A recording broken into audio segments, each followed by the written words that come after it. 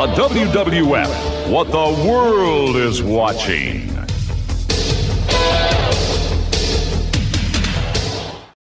Turn it on and rip the knob off.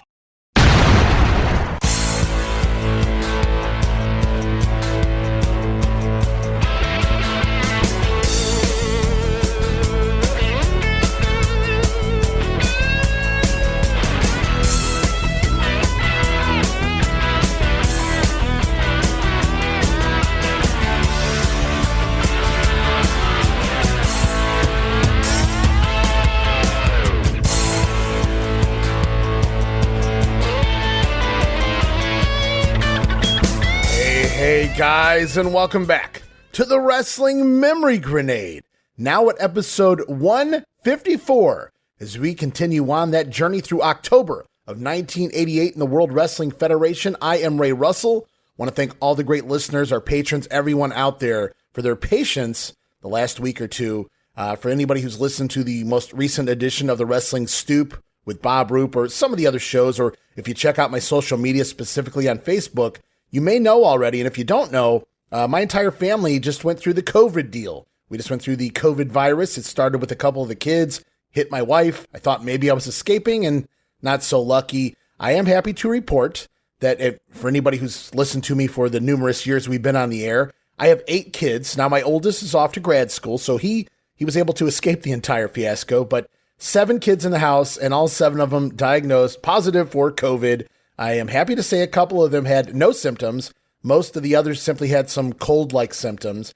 My 15-year-old, he had a fever for a day and a half, but it broke, and he was fine after that. My wife, not so lucky. She had what I would call a super cold. It was like the worst cold you could possibly have, and I felt really awful for her, trying to breathe, sitting up, and things like that at bedtime, and it was pretty rough on her. She's getting better. She's probably about 95% or so. She's almost there. Me, unfortunately, I know you can't tell by this recording as I'm talking to you guys, but I got hit the worst again. For those of you who were around a few years ago, back in 2021, I got hit with COVID, had COVID pneumonia. I was hospitalized, nearly died. I had a fever for 12 days before it broke, so it was not good. And after coming home, I thought, maybe I'd had the virus now. I'd did it, so it can't affect me like that again. Well, turns out I was wrong.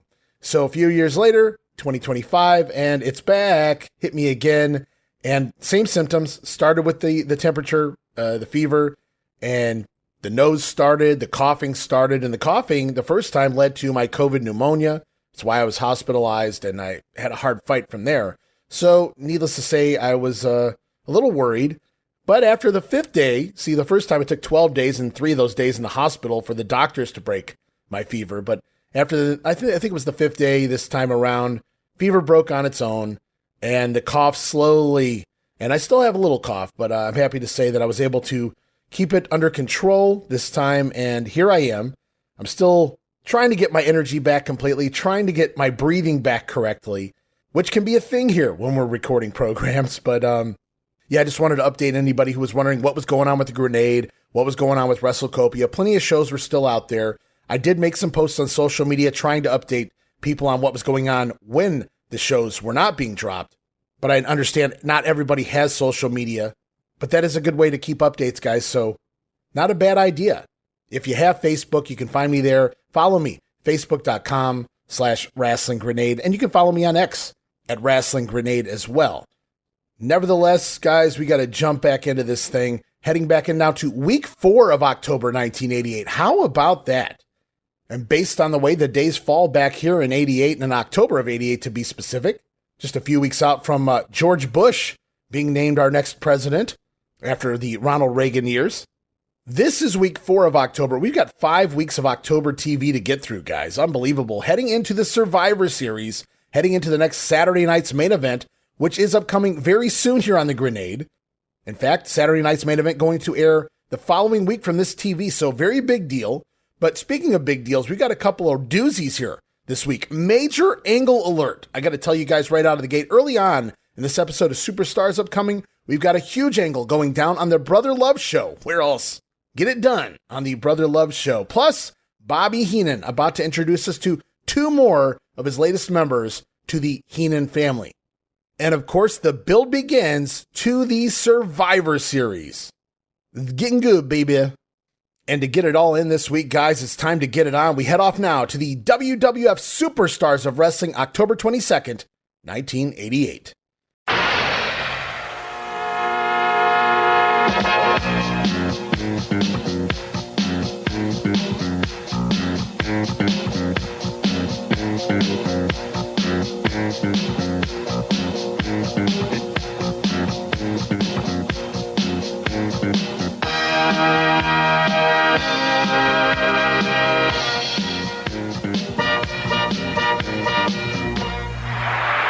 All right, here we are, WWF Superstars, October 22nd.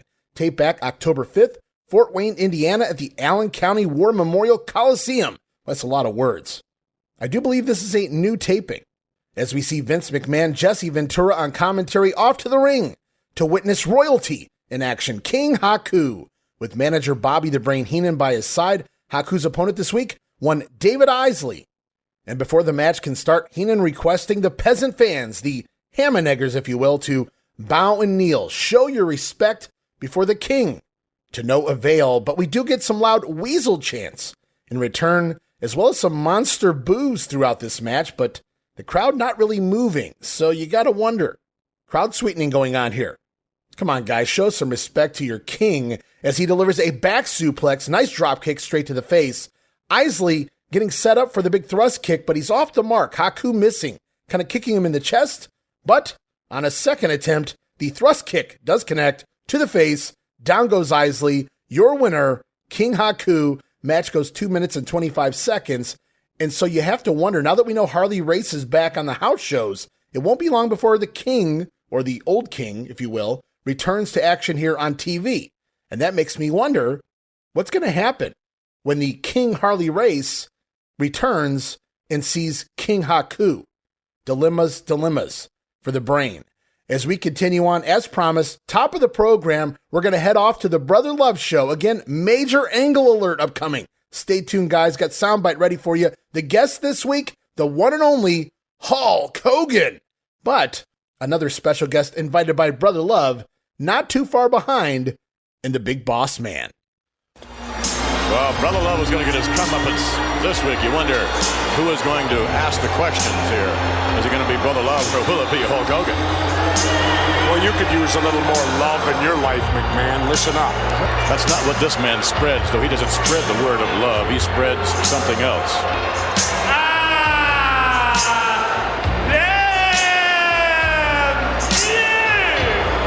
Makes me want to be ill.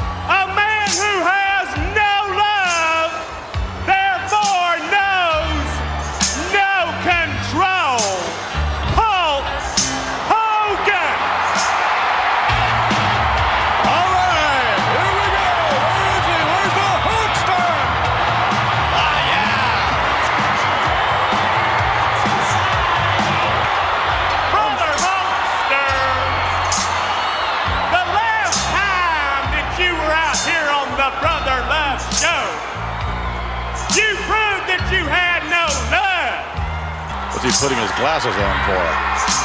And ever since you lost your title, well, now I know why. You have also seemed to have lost all control.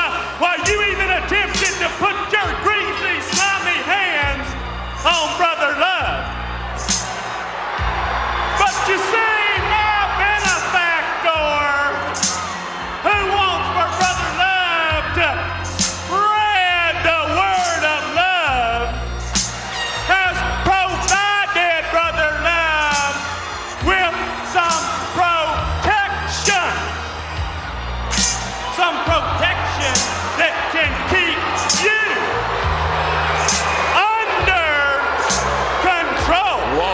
protection You see, for right you. here is a man who has love in his heart. And right here is a man who can keep you under control should you decide to lose control. Am I right, Brother Slick? Exactly.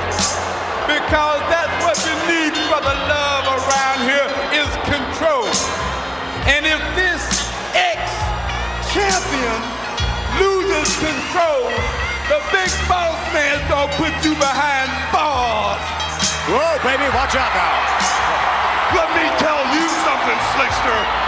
You better be the one that stays in control, because all these Hulkamaniacs, brother, you're being surrounded, man.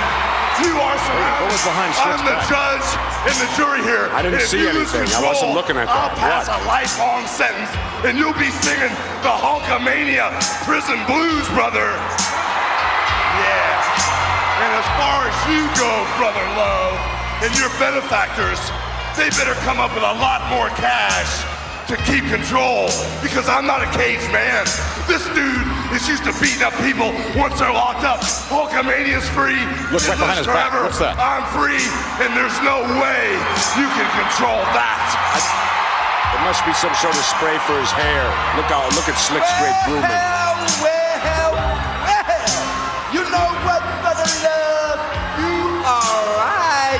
This food is out of control. And son, it's a lesson you're gonna have to learn.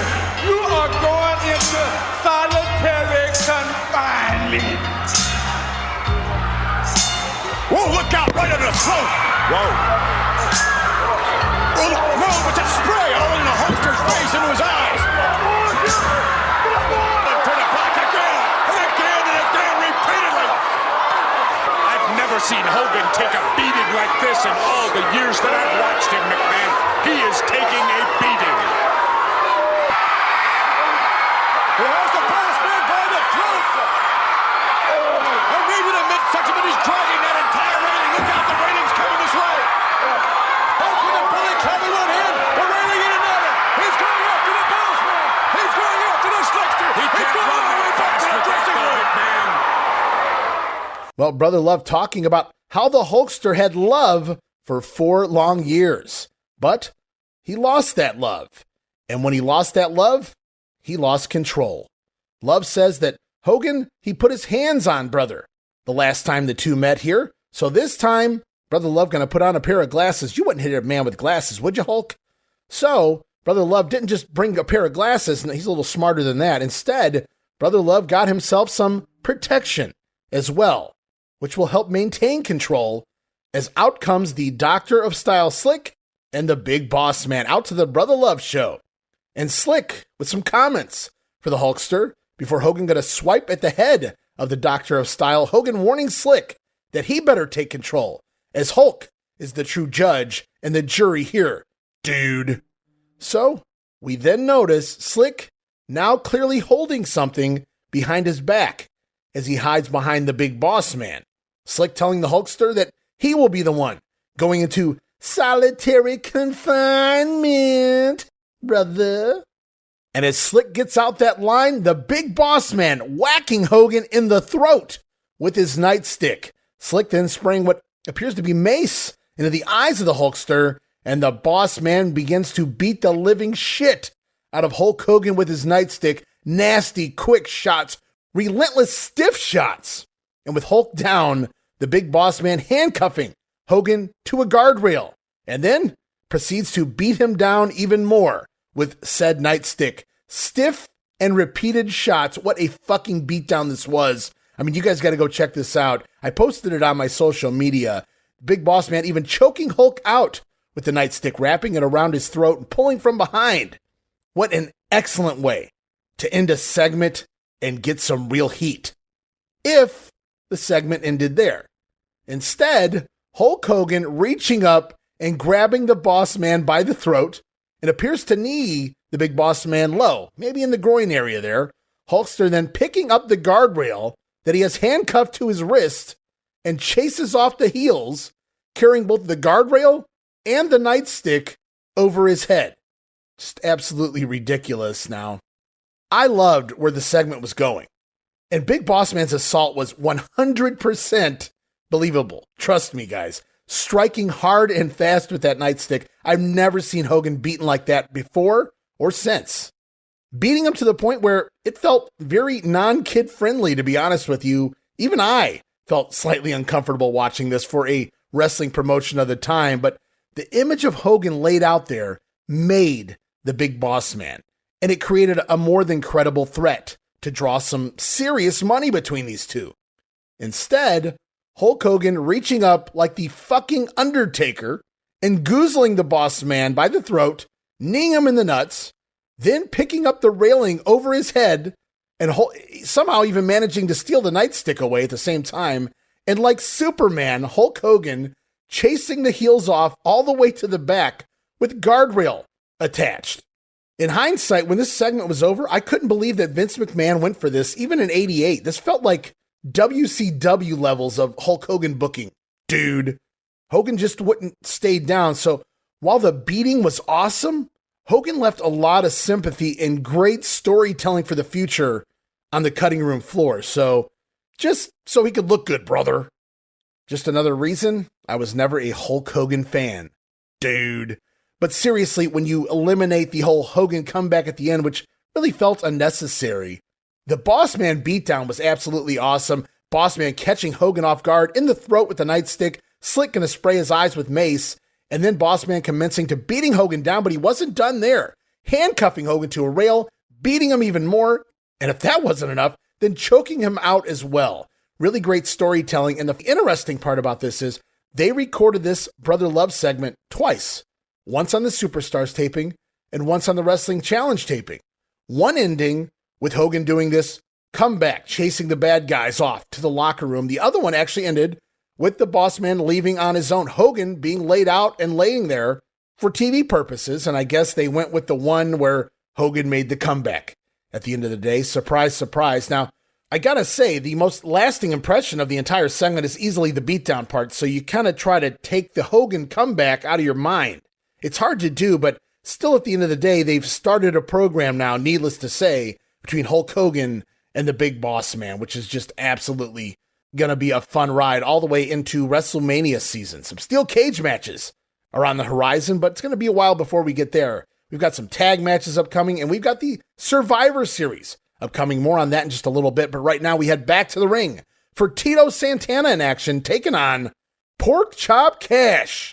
Wow, Pork Chop Cash on WWF TV, and he even got to keep his name. Vince referring to him as a wily veteran, pal.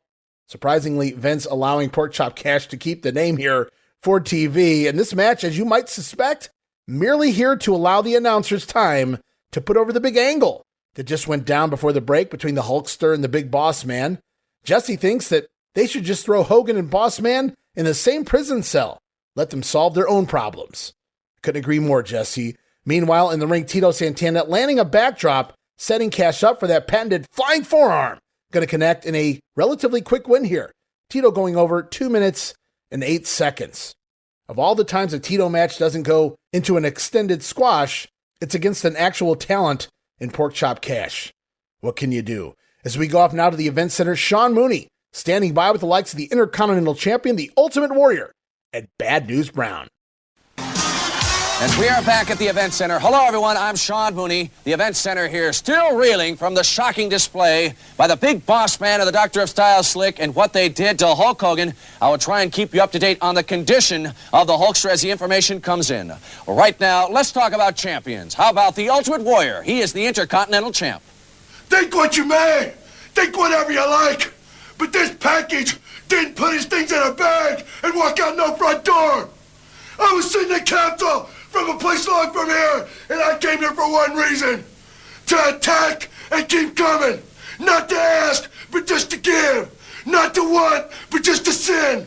Sin the power warrior. Down everybody's throat in the WWF till they become sick of it. Well, you're gonna get sick of it because this freaking nature right here is just beginning to swell.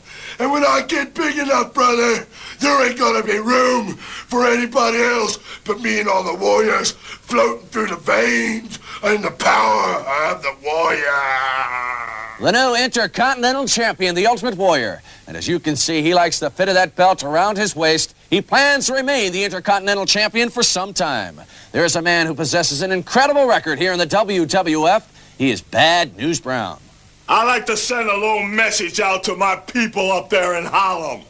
When I become the new WWF champion, and I will become the new WWF champion, we're going to come up on 125th Street, me and all my buddies, and we're going to have the biggest party you ever saw. That's right, because Bad News Brown will show what a true champ is all about. I will not run. I will not hide. Whoever is a number one contender can bring that body down into the ring and suffer and find out what brutality is all about. Find out what meanness is all about. Find out what downright arminess is all about. And Bad News Brown will teach them. Bad News Brown from Harlem, New York. He wants a shot at the World Wrestling Federation Championship, and he believes he deserves it. Bad News Brown, one of the superstars here in the World Wrestling Federation. So even Sean Mooney putting over the segment we saw between the Boss Man and Hulk Hogan there, this is an unusual one, even for the Warrior, who says that he's here to attack and then send the power of the Warrior down everyone's throats till they get sick of it, which I think is kind of what happened there, UW. Also, Bad News Brown delivering a message to the people of Harlem, and that is that he will have a huge party down there on 125th Street. He's going to show the world what a true champion is all about. Bad News Brown coming for the Macho Man, coming for the WWF title. And then we head back to the ring. Bobby the Brain Heenan back out here for the second time on this taping as the Brain out there alone. Bobby Heenan talking about the Heenan family growing and getting tougher every day as he introduces the latest members to his clan, Tully Blanchard and Arn Anderson, who will now be collectively known as the Brain Busters. Little play on words there. Bobby the Brain Busters, and no doubt these guys can get it done in the ring. Out here in classic matching ring jackets as well are Arn and Tully, hot off a long run in the Four Horsemen, working for Jim Crockett Promotions in the NWA money dispute, I believe is what it was, back in the earlier part of the fall. Just a month ago, the Brain Busters dropping their tag team titles to the Midnight Express in Philadelphia, I do believe. And off they were to the World Wrestling Federation. And here they are in a WWF ring, very surreal for the time to see Arn and Tully make the jump. The two members, one half of the Four Horsemen, are now part of the WWF, the Brain Busters, along with Bobby Heenan. What a unit that is, taking on the duo of Bob Emery and Tommy Angel. So at least some familiar job guys here from the Crockett side for the Brain Busters. And Bobby Heenan doing an insert promo. Arn Anderson calling them the cement of an already profound dynasty.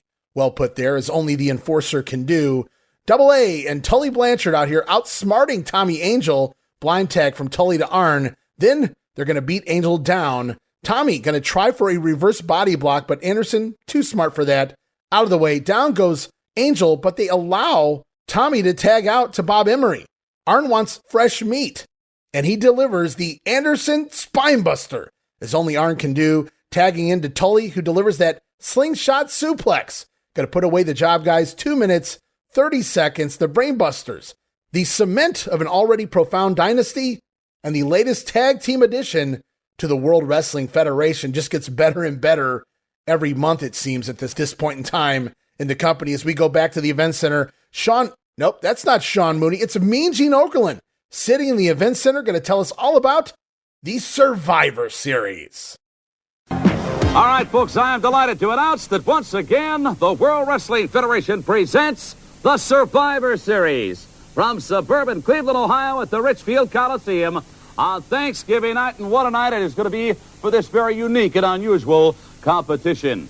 By the way, it's going to be teams of 5 that strive to survive in the Survivor Series. 50 World Wrestling Federation superstars, all assembled under one roof for this gigantic event.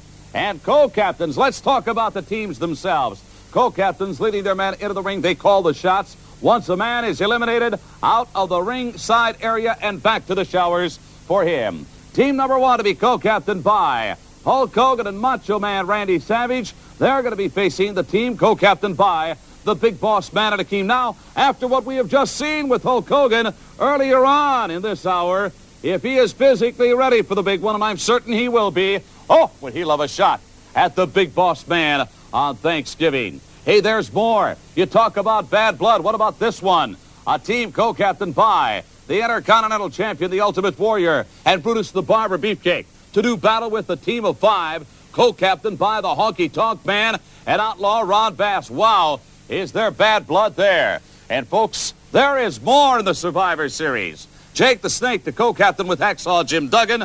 They're going to be the fivesome that will be led by Andre the Giant and Dino Bravo. Also in the Survivor Series, there's going to be a gigantic tag team Survivor Series competition. One of the teams of 10 will be captained or co-captained by the Powers of Pain. The other team, the World Wrestling Federation Tag Team Champions, Demolition, to lead their 10 men to the ring for this one. All right, so we learn all of the co-captains for all the upcoming matches at the Survivor Series. 4 big matches, 50 wrestlers on the card, unbelievable. And it goes like this. The first matchup to be announced there, co-captain by the Mega Powers. Of course, Hulk Hogan and the Macho Man on one side. Across the ring, going to be co-captain by the Big Boss Man and Akeem. Well, that certainly makes some sense now that we saw that segment on their Brother Love show. Can't wait to see those two get in the ring, the Hulkster and the Boss Man. But hey, add in the Macho Man and, of course, Akeem over there. Plus, we learned the Ultimate Warrior going to be teaming up with Brutus Beefcake, co-captaining against the Honky Tonk Man and the Outlaw Ron Bass. Now, Brutus Beefcake has had issues with both of those men pretty much the entire year of 1988. It was Honky for the first 8 months. Hell, Bruti should, in his mind, be the Intercontinental Champion, so maybe he has some issues with the Warrior as well. I don't know. And, of course, more recently, Brutus issues with Ron Bass, Honky Tonk wanting that IC title, so everything makes sense here in this match as well. And then we move into the next match, co-captained by Hacksaw Jim Duggan and Jake the Snake Roberts, taking on the team led by Andre the Giant and Dino Bravo. Now, Dino Bravo, of all the men we're going to find on that team, odd choice for a co-captain, but he is feuding with Hacksaw at this point. However, Andre the Giant is co-captain against Jake the Snake Roberts? Jake and Andre. Perhaps foreshadowing? I don't know. And finally, announced a 10 tag team match, 20 men out there at the same time, with Demolition co-captaining their team against the team of the Powers of Pain. Holy balls. Can't wait to get to that matchup. Going to be a fun time getting into the Survivor Series as we learn the entire teams in the upcoming days, hours, weeks. Maybe we'll even learn a match before we end this grenade. We'll have to wait and see. Right now, we go back to the ring for Jake the Snake Roberts to take on Barry Horowitz. This week, the Snake Man going to work the arm early on. Single arm slam by Jake, very impressive. And the running knee lift sends Horowitz back down to the mat. Now, Barry finally able to float over a Jake Roberts body slam attempt and deliver a flying back elbow from Barry. Going to get himself a 2 count there. And Horowitz, proud of himself, stands up and gives himself an old pat on the back, of course. Vince even pointing that out, as Jake going to lure Barry right into a clothesline, sending Horowitz down to the mat, followed by a DDT, which nobody gets up from. The Snake Man going over 2 minutes and 29 seconds. And, of course, post-match, it wouldn't be a Jake match if Damian didn't come out of the bag for some after-match shenanigans here.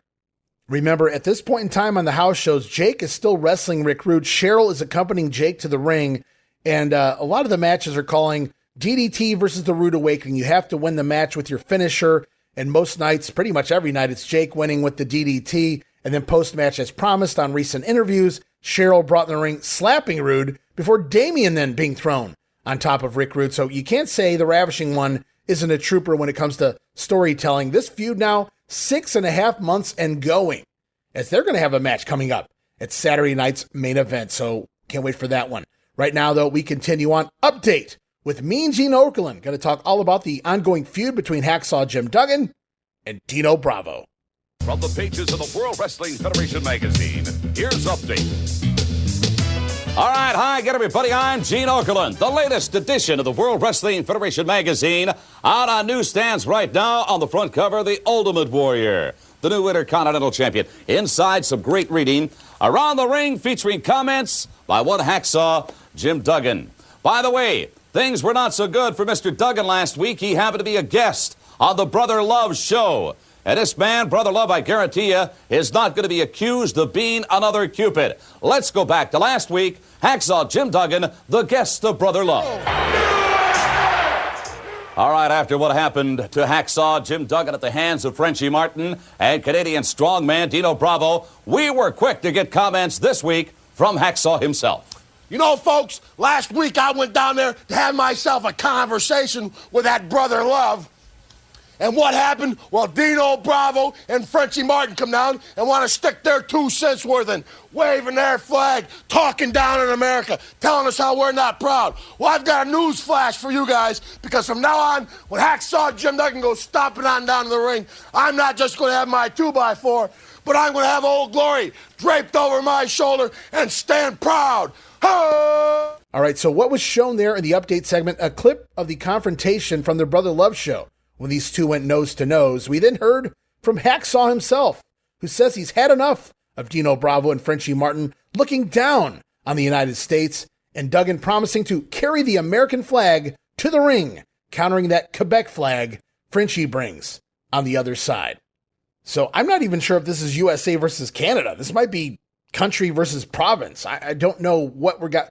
I'm not exactly sure what we have going on here, but I do know Hacksaw Jim Duggan coming for Dino Bravo and that pesky Frenchie Martin. The Survivor Series is coming to you live Thanksgiving night. Your chance to witness the superstars of the World Wrestling Federation compete in a survival of the fittest. Macho Man Randy Savage, Hulk Hogan, the $1 Million Man Ted DiBiase, Andre the Giant, 50 stars in all. The World Wrestling Federation presents the Survivor Series, where teams of 5 strive to survive. Coming to you live Thanksgiving night exclusively on pay-per-view. Don't get shut out. Order now. Contact your local cable system for complete details. Gotta love those Survivor Series ads. The bumper, teams of 5 strive to survive. And it's back to the ring, one-on-one action. Gonna see Akeem dancing his way out here, Slick by his side. His opponent this week, Scott Hudson. No, not that Scott Hudson. We talked a little bit about that when John Paz was on the show. As Africa, both the word and the continent, now added to the back of Akeem's gear. I knew something was missing in that debut. And it's at this point in the show that Vince McMahon on commentary here alerting us that Hulk Hogan has refused medical attention, dude. Refusing to go to the hospital. But remember, the last time we saw the Hulk, he was chasing guys out of the arena while handcuffed to a guardrail, so it seemed fine to me. I think this announcement would have meant more if Hogan had refused the medical treatment after we saw him laid out. So rather than a doctor, I think Hulk, he needs to see a handyman or at least a locksmith about getting those handcuffs cut off, brother. Also, at this point in time, Jesse Ventura using this Akeem matchup to promote the upcoming Leonard Lalonde fight on November 7th. Jesse Ventura telling us that Sugar Ray Leonard wanted Slick to be in his corner in his fight against Donnie Lalonde. Then Slick with an insert promo telling Sugar Ray that the Slickster's simply too busy with his own talent to spend time with a loser like Leonard. Warning Sugar Ray he's going to get beat. So Akeem, not even, a month old? The character, I mean. And we're already using his matches to promote upcoming boxing fights. Doesn't bode well for the short term. In the ring, though, it's another total beatdown from the former one-man gang. Gourdbuster delivered, which used to get it done, but that was the gang's old move. And this sure isn't the gang, now is it, guys? Instead, Akeem pulling Hudson up at the 2 count in order to deliver the big 747 splash. Air Africa down on top of Scott Hudson. Going to give Akeem the win. 2 minutes and 22 seconds. And then some post-match dancing fun with Akeem and the Slickster. Brother, gotta love this pair. Is up next on Superstars. It's back to another Mr. Perfect vignette. Gotta love those. The perfect putt. We see once again Hennig sinking that 40-foot putt. This is a replay from an episode of Wrestling Challenge. And so what they did for 4 weeks is they played 4 perfect vignettes on Superstars, 4 different perfect vignettes on Wrestling Challenge, and I believe at this point we're going to see 4 weeks of them flip-flopping the segments. At least that's what happened last week, and again this week, Mr. Perfect and the perfect putt. Don't you wish you could be like me? Perfect? I'm talking about Mr. Perfect. As we go back to the ring, one more match this week on Superstars, the Warlord and the Barbarian. The powers of pain out here, still managed by the Baron. At this point, Baron von Raschke out there with the duo. Their opponents this week, Larry Stevens and Bob Blackburn. Now, I will say this. You may notice we haven't seen the powers of pain on TV as of late, and that's because Warlord was working with an injury through some of the early fall, and so it was Barbarian doing solo on some of the house shows, and of course left off of the TV tapings. And so now they're back. They got the Baron in their corner for the time being. Now, he's going to be gone after this TV taping, but we will see him pop up at least one more time, I do believe, before the Survivor Series. But as the action gets going, the announcer's acknowledging the Baron's existence out here without really putting him over. Not a lot said outside of the entrance. So it's like they kind of already know he's gone before they produce the commentary here. You can't really ignore the fact that he's out there, but not a whole lot said. Meanwhile, Larry Stevens trying a reverse body block. Barbarian going to catch him in midair, just dump him down to the mat before the Warlord in with that running power slam. Going to end things with that Barbarian diving headbutt on Stevens. I don't even think Blackburn tagged into this one. Lucky him. The powers of pain go over 2.5 minutes. And again, the Baron's final TV taping, and thus one of his final TV appearances here in the World Wrestling Federation. As we go off one more time here on Superstars to the Event Center, it's back to Sean Mooney as we hear from Jake the Snake Roberts, who talks about the Survivor Series. Welcome back to the Event Center. As we heard from Bean Gene Okerlund earlier in the hour, the Survivor Series. It will happen Thursday, November 24th, Thanksgiving night at the Richfield Coliseum. And what about these teams of 5 who will strive to survive? After what we saw earlier, just wait until the team co-captained by Hulk Hogan and the Macho Man Randy Savage faces the team co-captained by the Big Boss Man and Akeem. 3 other spectacular Survivor Series matches, including this one. Andre the Giant, he will co-captain with Dino Bravo. They will face the team co-captained by Hacksaw, Jim Duggan, and Jake the Snake Roberts. You know what happens when you put 5 men on each team and you say, okay, guys, let's go to it. You know you're going to have problems. You know you're going to have a lot of excitement, and you know that down the line somebody's going to get hurt. I mean, the odds are against it. Not happening. Oh, yeah, sure. The guys are going to take their cheap shots. The guys are going to take some good ones. And the guys are going to be flying across that ring, meeting head-to-head because it's for the money and a little bit of pride and glory. An athlete runs himself off his pride.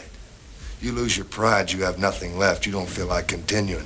Believe me, I know what that's about. Rick Rude, you tried to take my pride away from me. You couldn't do it. But I still haven't got what I want from you. Andre the Giant, Dino Bravo. You think Duggan's forgotten about you two guys? Come on, I know Jim Duggan better than anybody in the world, man. JYD just a special added attraction to our team because he, too, is a little bit different. What about Ken Patera, the world's strongest man? Bravo, he remembers you. And Santana, you couldn't ask for any better. We got our thing together, man. I hope you 5 are ready for what we have in store for you. But you know something? I don't think anybody's ready for what we got. All right, so the Snake Man talking about the big matchup at the Survivor Series. He says the odds are that somebody's going to get hurt.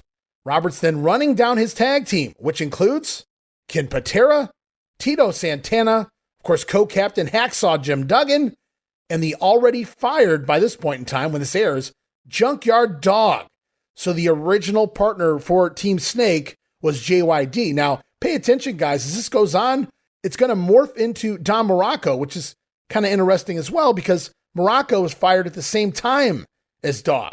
So this match was changed before the guys were even fired, right? But again, Morocco gone, so he's finally going to be replaced by Scott Casey. Yeah, but it's fun to hear the Snake Man getting some time there to promote the big upcoming pay-per-view. And we now know one of the teams that will be taking on Andre the Giant, Dino Bravo, and their 5-some.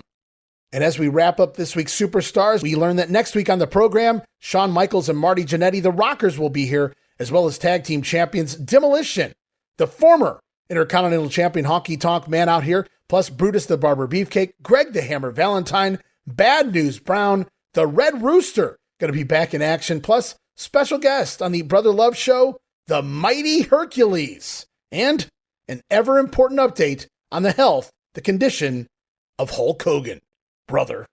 And with the Survivor Series starting to shape up in a hurry, we know all of the co-captains Our minds can now spin about the teams involved in that giant 10-team, 20-man tag. Jake naming his team for the pay-per-view here. Things are starting to fall into place, including the feud between Hulk Hogan and the Big Boss Man. Absolutely awesome beatdown. Hated the no-sell. That took away some of the heat, in my opinion, but still just an awesome angle to get the feud going leading into the pay-per-view and, of course, the upcoming house shows. And all of that not to be outdone by the debut of the latest additions to the Heenan family, Arn and Tully, the Brainbusters, now here as well.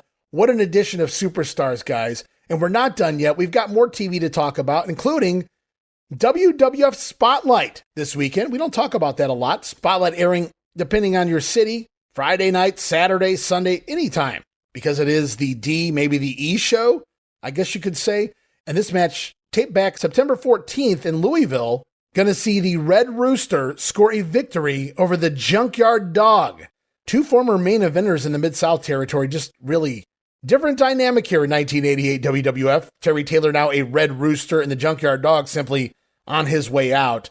Rooster going over by countout, about 7 minutes shown here on Spotlight. Also this weekend on All-American, aired October 23rd, a matchup joined in progress. We get the last 6 minutes of a Young Stallions match, scoring a win over the Conquistadors. And my theory here is they need to get both of these teams back on TV in time for the Survivor Series.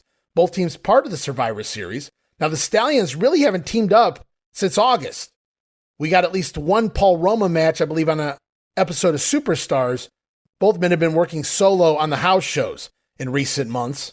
But now all of a sudden we see a couple Young Stallions matches moving into the pay-per-view. The Conquistadors sometimes together, specifically in matches against the Rockers in the house shows, but many times separated without the mask. Jose Luis Rivera, Jose Estrada. So it's all over the place with both teams right now, but they're back together for TV purposes. Got to build them up as teams leading into the big pay-per-view.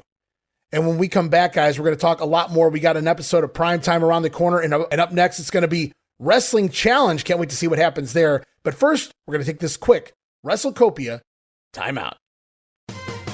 Hey everybody, Gene Jackson here, inviting you to check out the Retro Wrestling Review, where each week I'm joined by some great co-hosts who help me review classic episodes of USWA Championship Wrestling, and right now we are doing week-by-week reviews of 1993. But we don't just do reviews, sometimes we get a chance to interview some of the people who were there and lived it, plus do watch-alongs. It's a lot of fun, so check out new episodes that drop every Wednesday at WrestleCopia.com, and to find links to everything associated to the podcast, you can go to USWApodcast.com.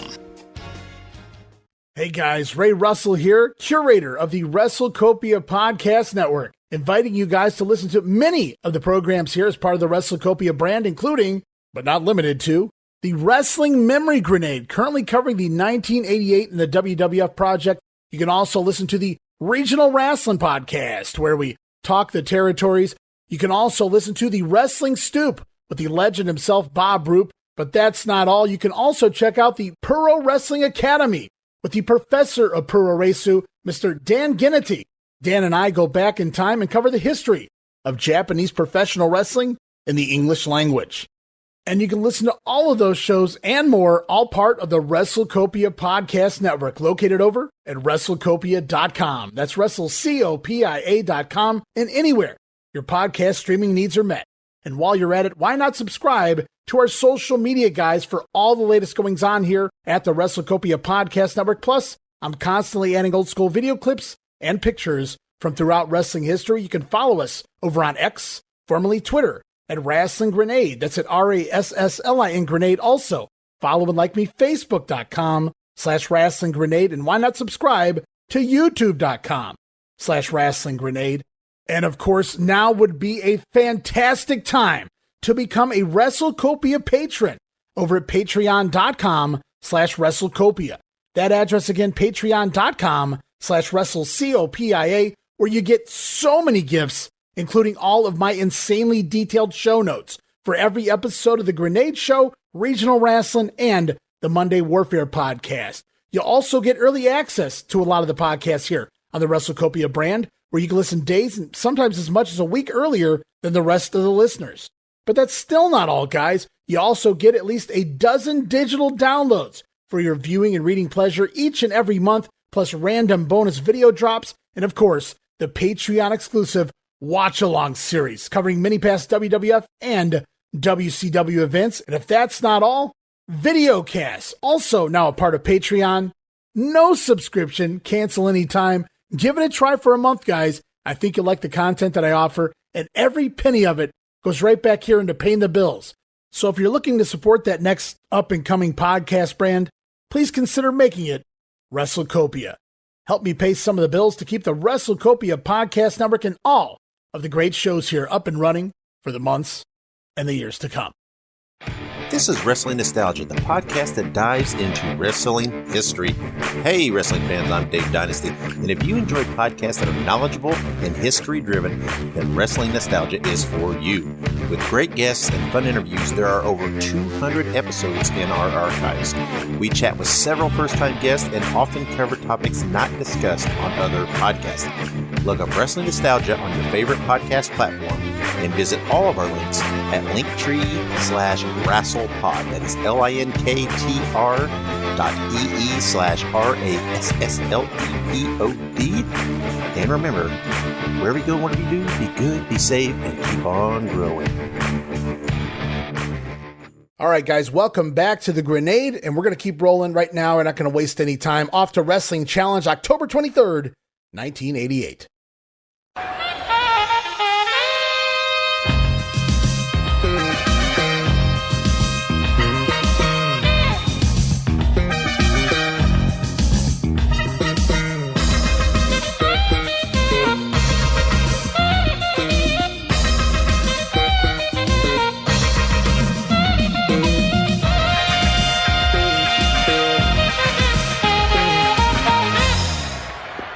All right, October 23rd, Wrestling Challenge, tape back October 6th, Toledo, Ohio, the sports arena.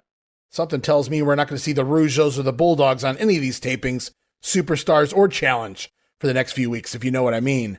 As we continue on, though, we go off, we see Bobby Heenan, Gorilla Monsoon out there on commentary, as always, and off to the ring to see the former Intercontinental Champion, the Honky Tonk Man, with manager Jimmy Hart by his side, taking on Jim Evans.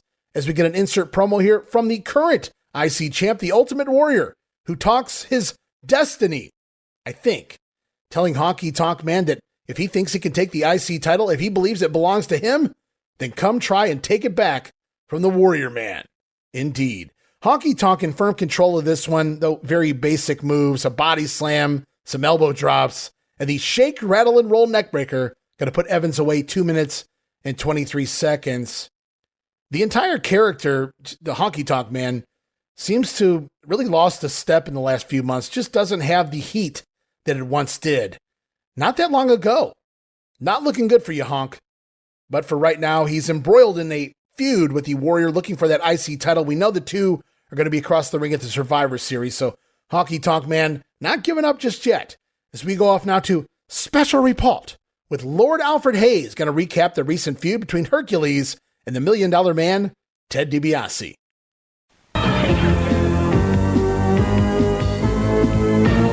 Hello everyone, I'm Lord Alfred Hayes. On this week's special report, we're about to witness an incident which recently took place where the $1 Million Man, Ted DiBiase, struck a deal with Bobby Heenan to buy Hercules from him as a slave. Hercules, of course, knew nothing of this transaction. Here's what took place. Following this incredible and shocking incident, both Hercules and Ted DiBiase had these extreme comments to make. Hercules, nobody defies the $1 Million Man, nobody. And I don't care about your pride. I don't care about your integrity. I don't care about how strong you are, Hercules. All I know is that I spent a lot of money for a slave. You're bought and you're paid for and you belong to me. And if I have to beat you into submission, beat you until you realize your new position in life, that's exactly what I'll do. You're my slave now and forever, Hercules. You know, they say time heals all wounds, but no amount of time and no amount of pain and no amount of punishment that you can lay on me, Ted DiBiase, will ever make me forget the last words I heard before you came up behind me and hit me with that briefcase full of your lies and full of your deceit. The party's over. That's what Bobby Heenan said. The party's over. Well, let me tell you something. It's just begun. DiBiase vowing to make Hercules his slave. He doesn't care about Herc's pride or integrity. DiBiase stating that I spent a lot of money. Hercules is bought and paid for. And Teddy promising he's going to beat Hercules into his new position. Herc is his slave now and forever. Together. Right. Meanwhile, Hercules responding that he will never forget being attacked from behind by the $1 Million Man up on that stage, the briefcase of money in hand. Bobby Heenan told him during that segment that the party was over. Hercules says it's just getting started. Hercules and Ted DiBiase preparing to butt heads, no doubt, on the upcoming house show near you, as we go back to the ring to see high-flying action with the Blue Blazer taking on Gene Ligon. And Ligon going to attack, trying a monkey flip, but the Blazer landing on his feet. Very nice. Gene then going to try for a hip toss, but the Masked Man spinning out of that one as well. Very good, Owen. Blazer going to follow up with a nice standing dropkick, flying head scissor takeover, middle rope knee drop, and then that awesome Owen Hart-style belly-to-belly toss across the ring. Gene Ligon down for the top rope moonsault. Going to put the Blue Blazer over 2 minutes and 14 seconds. Blue Blazer flying high once again this week. We'll have to wait and see what is next here for the Masked Man. But right now we go off to the event center. Sean Mooney going to talk to the tag team champions, Demolition. Of course, manager Mr. Fuji by their side. We're also going to hear from the dynamic couple of one Jake and Cheryl Roberts. And we are back at the event center. Hello, everyone. I'm Sean Mooney. As you know, a lot going on right now here in the World Wrestling Federation. I will try and keep you up to date as the information comes in. Well, right now, let's talk champions. Let's talk ruthless champions. What about Accent Smash of Demolition? In their possession, the tag team belts. Training, hard training. That's what the Demolition is doing in Fuji's torture chamber. Because I torture my man, in turn they torture the opponent. That's exactly right. We hate to be tortured. But you know it, Peter. Because we're the champions. And what's nice about being champions? Everybody wants to fight you. But we love a fight. We love to beat people up. We don't care if it's the Rockers, the Ragu Sisters, the Powers of Pain, the Heart Foundation. You line them up, sign the contract. Because when we get in the ring, it's picnic time. This man puts us through torture. We get in the ring, we enjoy fighting and hurting people. Accent Smash of Demolition, the World Wrestling Federation Tag Team Champions. They plan to remain champions. They are out there in the World Wrestling Federation. What about Jake the Snake Roberts? He's got a hot confrontation going on right now with Ravishing Rick Rude. Jake is joined by his wife, Cheryl.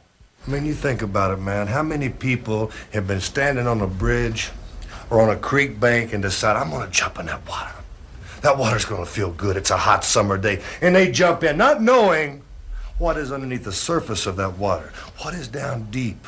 Is the current a little bit too fast? Is it moving too much? Is there something going to drag me down out of the murky darkness? What lives down there? That's what I'm talking about, Rude. You've just scratched the surface on me, my man.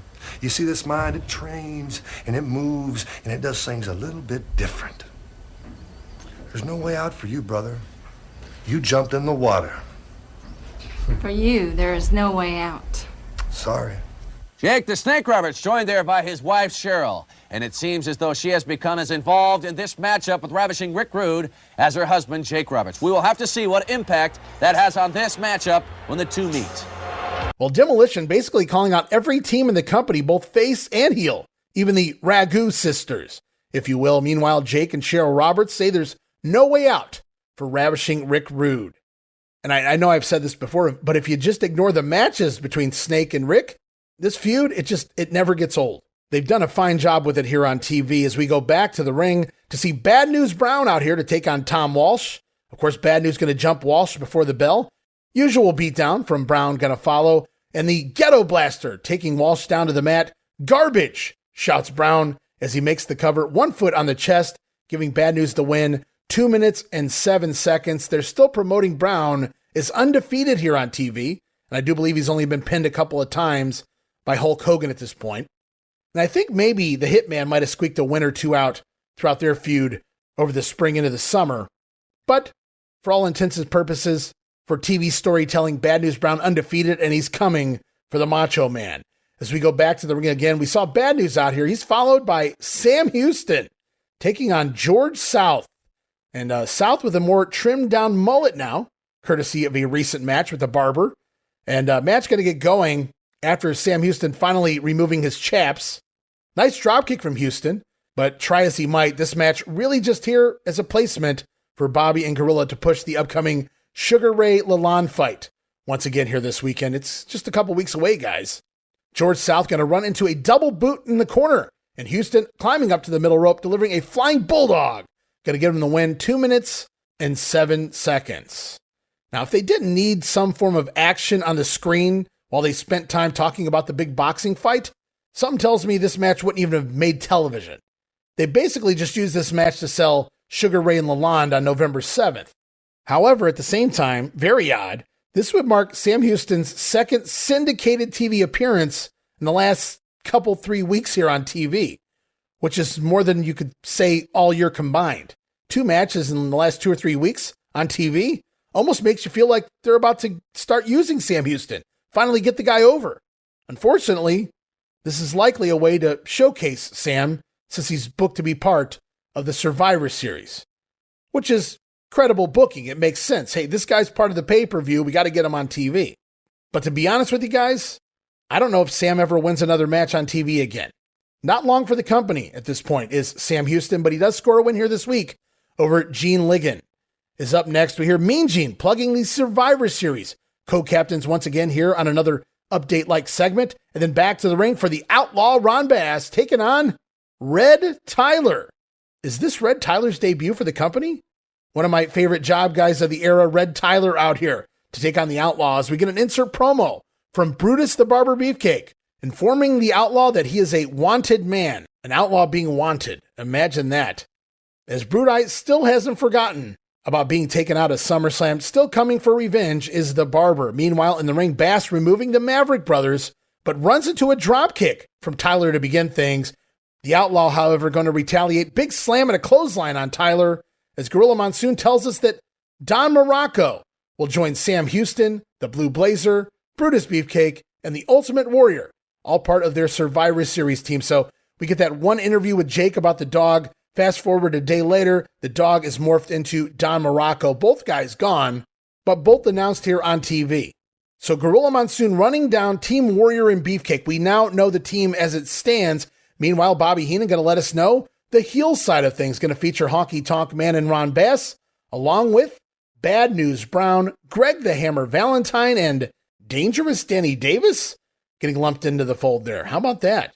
Haven't seen him a whole lot as of late, on TV anyway. Ron Bass going to score the win here over Tyler with that pedigree-like maneuver. Match goes 2.5 minutes, so we've learned an entire match for the Survivor Series now, it would seem. Pretty cool deal if you're paying attention to the commentary. And speaking of paying attention, we're off now to a special interview. Listen up, guys. Mean Gene Okerlund going to talk with the WWF Tag Team Champions, Demolition, along with manager, Master Fuji. All right, ladies and gentlemen, with the forthcoming Survivor Series right around the corner in suburban Cleveland, where teams of 5 try to survive, let me introduce to you the current World Wrestling Federation Tag Team Champions, Axe and Smash Demolition, along with their verbose manager, former world-class wrestler, certainly a very worthy manager, Mr. Fuji, and with the Survivor Series in sight and a team of 5 captained by the Powers of Pain, the Warlord and the Barbarian, I want your thoughts. That's good enough. I thank you very much. What do you mean? I love it. Let me tell you, my champions is not doing everything easy. Everything is harder. They train harder. They might buy torture chamber. Are you done? Yes. You watch it with the king. What about it, Smash? The big one coming up, the Survivor Series. Well, it's not gonna be very easy for anybody else. There's only 2 kinds of people in this world.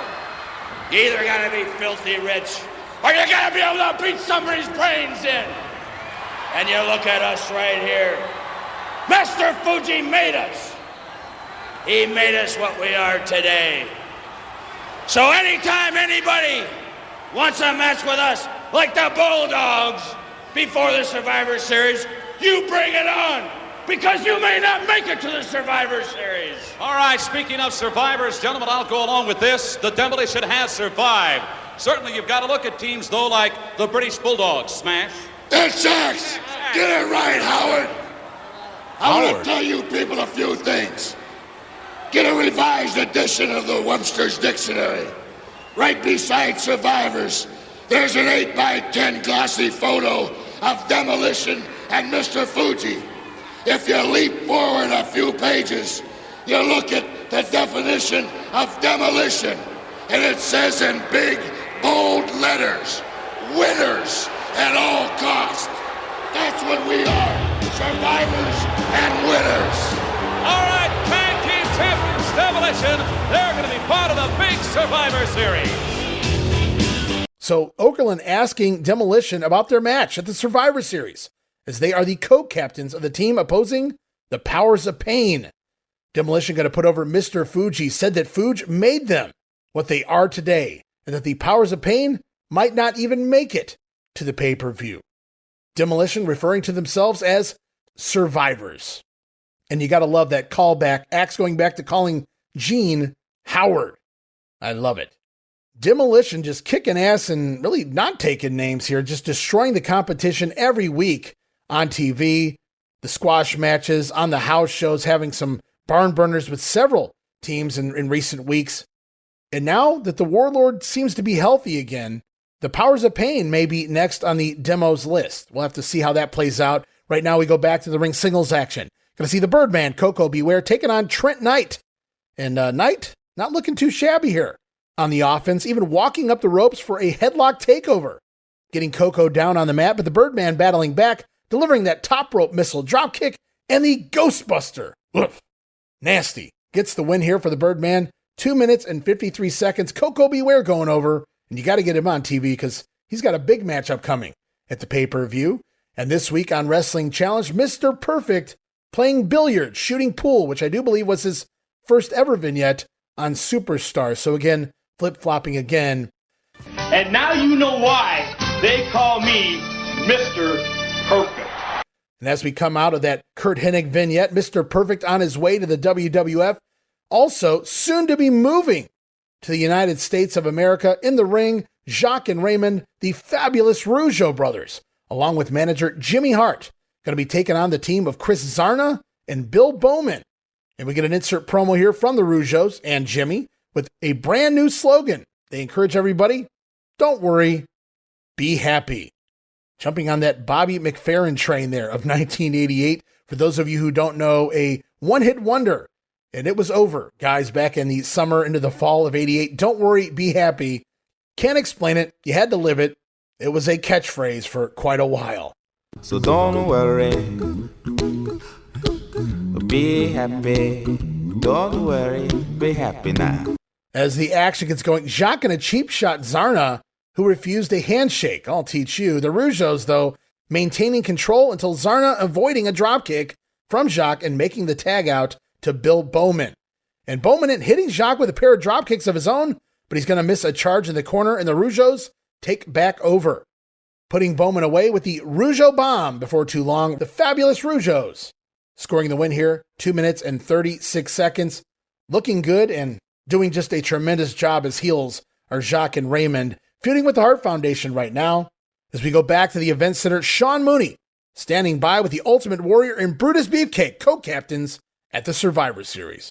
We're back at the World Wrestling Federation Event Center. You heard it from Mean Gene Okerlund. The second annual Survivor Series. It will happen Thanksgiving night, November 24th, Thursday evening at the Richfield Coliseum. 50 superstars of the World Wrestling Federation involved. 4 spectacular Survivor Series matches, including the teams of 5 that will strive to survive. What about this matchup?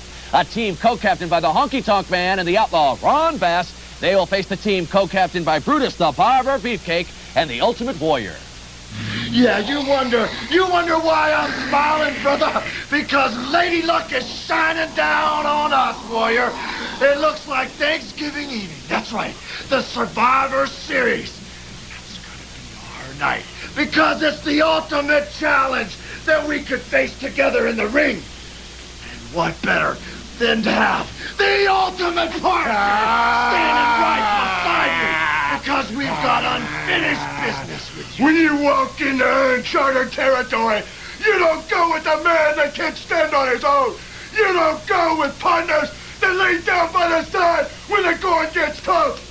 You go with men that know what it's like to feel the pain and understand the destiny of where the ultimate warrior and Brutus the Barber Beefcake are going.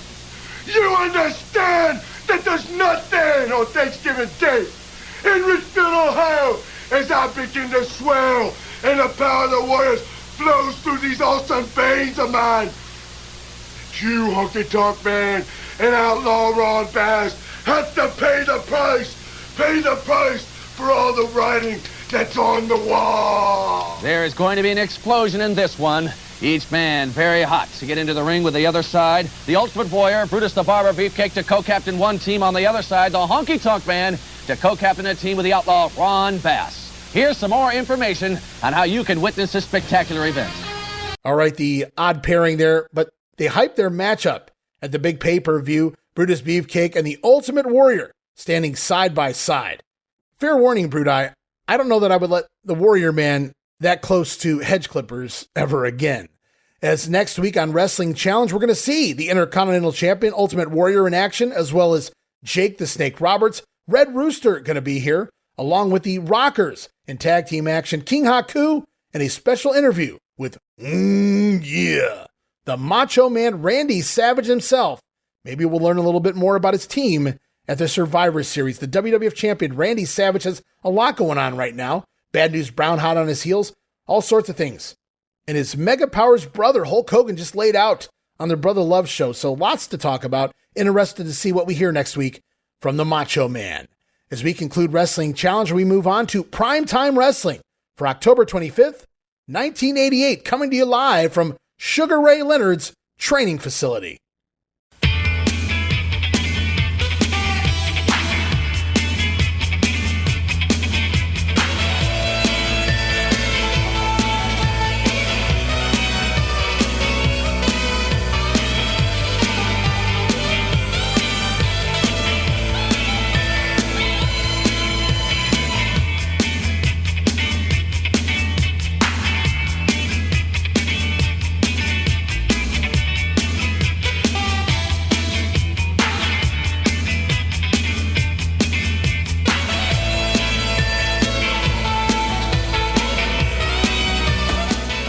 And welcome to Primetime Wrestling. I'm Gorilla Monsoon here at the training camp of Sugar Ray Leonard, the champ behind me. You can see him on a heavy bag doing his thing. It's going to be a very important fight upcoming November 7th, Caesars Palace, Las Vegas, Nevada. As you can see, very conspicuous by his absence, Bobby the Brain Heenan, the man who said so many derogatory things about Sugar Ray. Now, who knows where Heenan is to be found, but we're here in this beautiful retreat, you might say the newlyweds, one of the most famous newlywed places in all of North America, right here at Brookdale at Caesars. And it is a lovely location. It's no wonder that Sugar Ray picked this spot for his special training camp. But it'll all come down a very short time from now, November 7th, as we said earlier on, from Caesars Palace in Las Vegas, Nevada. Leland against Leonard, and the heavy bag means a great deal to Sugar Ray and what he can do with it, and gives him an idea of what his timing is and what his leg strength is and arm strength and so many important facets. But right now, we're going to take you to our opening match this week here on Primetime Wrestling. The fabulous Rougeaus taking on the Rockers. Bobby Heenan and Gorilla Monsoon promoting the hell out of Caesars Palace. Sugar Ray Leonard getting ready, training for the big fight with Donnie Lalonde. And we're promoting it here for Primetime, as this entire episode of TV, a hard sell for the big November 7th boxing pay-per-view. So not a lot of sound bites here this week, guys, as we are in a training facility rather than the Primetime studio. However, now we heard Gorilla open the show on his own. About 20-25 minutes into the program, Bobby Heenan going to join in for the comedy mix. And since they spent 2 hours promoting the event, I figured we should at least hear from the fighters in play talking about Sugar Ray Leonard and Donnie Lalonde.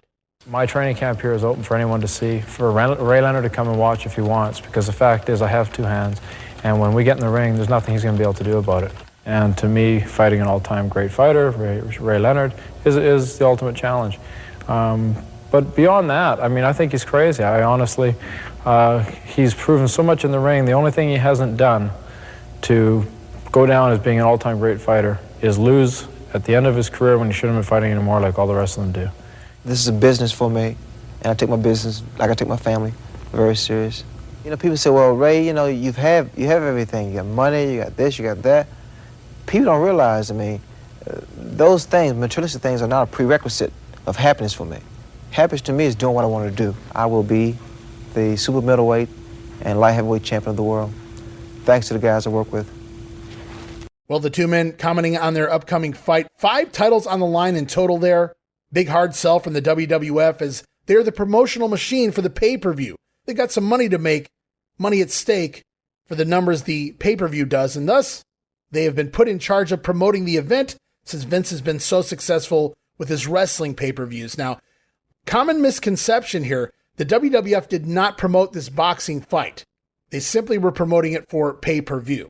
And again, because we're at a training facility, Sugar Ray does stop by, greets his good friend Gorilla Monsoon, doesn't seem to know who Bobby Heenan is, imagine that. But in general, not a lot of sound bites here this week, and it may be that way for another week or two. I know they're going to be out and about. They've got some segments upcoming at a Toledo hot dog place, at a local hot dog joint, which was, they say, is famous. It's still out there, I do believe. We'll talk a little bit more about that next time on the program when we get to that prime time, but not a lot of sound bites here this week, guys. I do apologize from the Gorilla and the Brain. However, we do get some exclusive matches, all taped. The first 2 taped October 6th in Toledo. Going to see the Rockers defeat the Fabulous Rougeos by disqualification. Jimmy Hart caught tossing the megaphone into the ring for Raymond to use. Now, Raymond doesn't actually get to use the megaphone. He's actually caught by the referee tossing it back to Jimmy Hart, who then hides it behind his back as if it was all an illusion.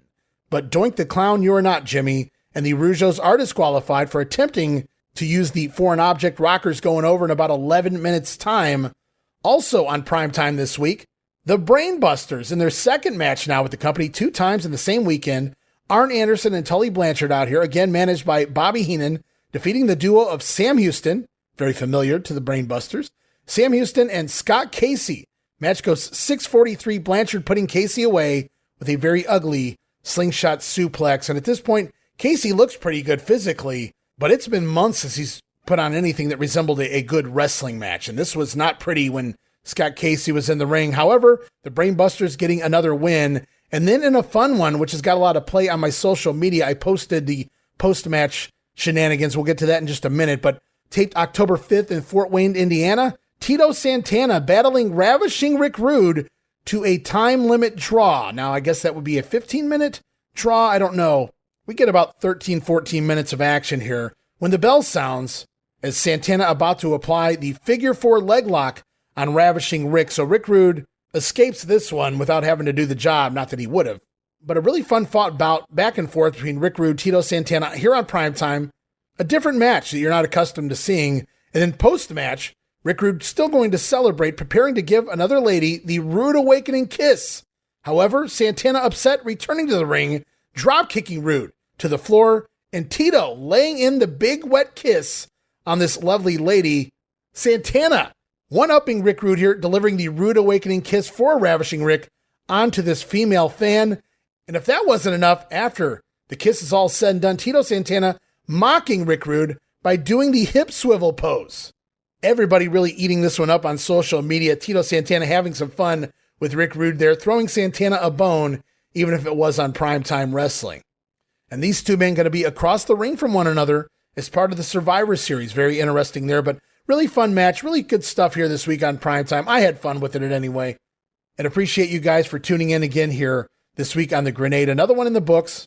I do apologize for my voice. I apologize. Still trying to get back into the swing of things.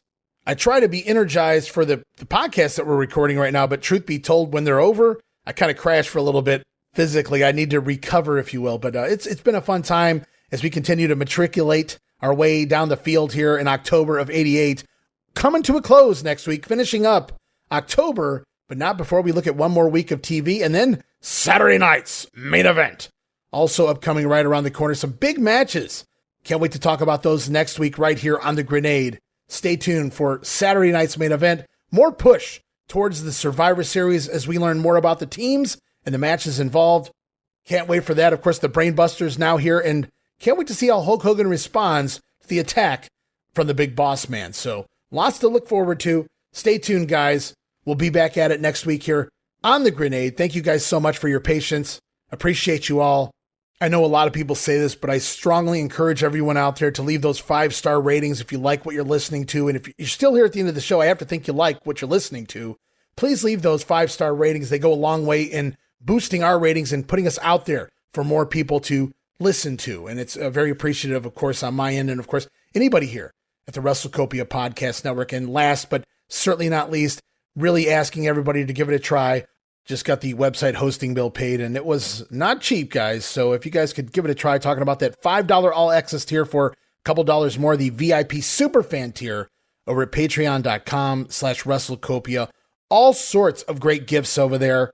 And on the VIP side, all sorts of video casts, including the upcoming return of Monday Warfare in videocast form, but also lots of great Coliseum videocasts with Gene Jackson, Pro Wrestling Academy videocasts with Dan Gennity, and so much more. Let's not forget, we've got the Survivor Series 88 videocast coming before too long. So lots going on over there right now. Patreon.com/WrestleCopia. Please give it a try. Help support the brand. Help us keep all the great shows up and running here at WrestleCopia. And with all of that said and out of the way, we're going to be back here soon again, guys, with another week of October 88 TV. Just going to be nonstop action moving forward. Several Saturday night's main events over the next several months here in the WWF. Of course, Survivor Series, Royal Rumble, moving to pay-per-view, and before you know it, WrestleMania 5. So every week, just more and more excitement, more and more build to the future of the company. And I can't wait to do it all with you guys. And before too long, going to have another special guest on here as well to talk a little bit more about the new feuds and situations here in the company. But for now, this is Ray Russell saying from pillar to post and coast to coast, you pull the pin, and I'll pick up the pieces right here on the Wrestling Memory Grenade. I'll see you next week. Don't miss it. Be there!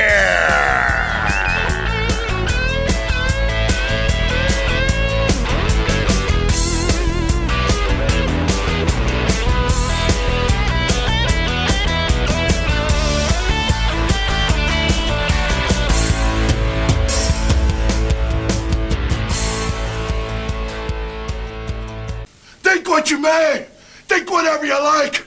But this package didn't put his things in a bag and walk out no front door. I was sitting in Capitol from a place long from here, and I came here for one reason. To attack and keep coming. Not to ask, but just to give. Not to want, but just to sin. Sin the power warrior. Down everybody's throat in the WWF till they become sick of it. Absolutely perfect.